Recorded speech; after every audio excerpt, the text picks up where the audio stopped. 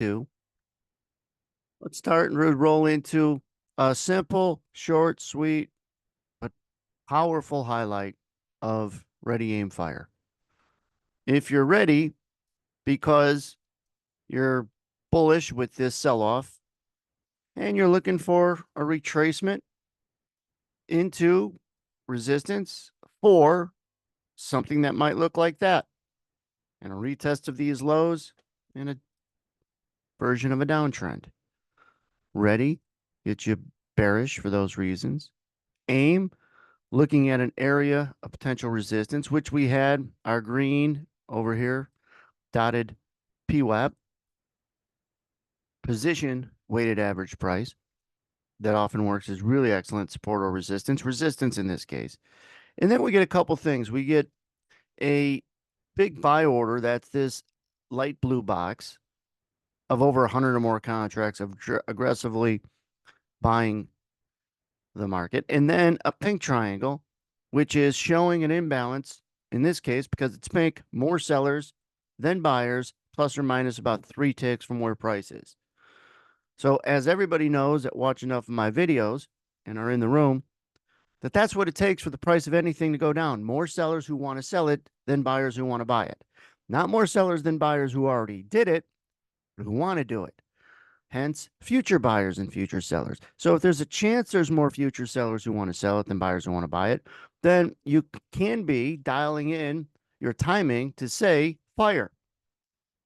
And that could be a combination of the big buy order that's rejected, because what should price do to big buy orders that actually buy it? They're not future buyers, they're present buyers. It should go up. Well, what if it doesn't? Is that a clue? Of course it is. If price can't go up when it should, it's accurate to assume it's weak. And then you get the pink triangle. Another thing that you get is our laser, which is based on these numbers, and then shown in this line right here, currently red, that there's at this time more shorts than longs. We prefer more longs than shorts, which you get right in here. Now, it's just about to go red to green. So it's going from more shorts to balanced to now longs creep in. Why do you want to see more longs if you're short or looking to get short? Because, again, anybody who's watching enough of my videos know that after you're long, you become what? A future seller to cover that long position. Nobody argues with that because it's a fact. So would you want a lot of longs in the market that because they become and are future sellers?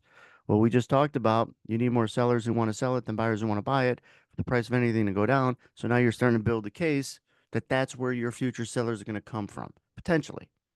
Then you're also literally seeing in a plus or minus 3 tick area, more sellers than buyers with this pink triangle, potentially a rejection of a big buy order, indicating downside right side, the green PWAP showing potential resistance because that's the average price people are long from in the last 60 minutes.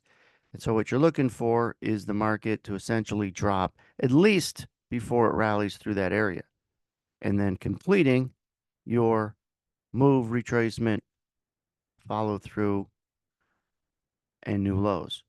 Now, of course, you're going to say, well, you probably get it, and that's why you're showing it. But you'll see this time and time again with videos that are on my channel and instances where you put yourself in a position to just get better timing. And one thing I'll end 2025 with is it's always something that you work on: timing, location. Yeah, some people try to get better at your bias, what goes into creating an opinion, up, down, sideways, and that's fine. Some people working on better levels of support, resistance, targets, and that's fine. However, there's always a better way to see the same thing, meaning always ways to get better at location. You could be dead wrong and actually make money with great locations. And then great tools allow you to also disqualify potential bad trades. Saving money is like making money. So if you could avoid a losing trade, it's almost like taking a winning trade.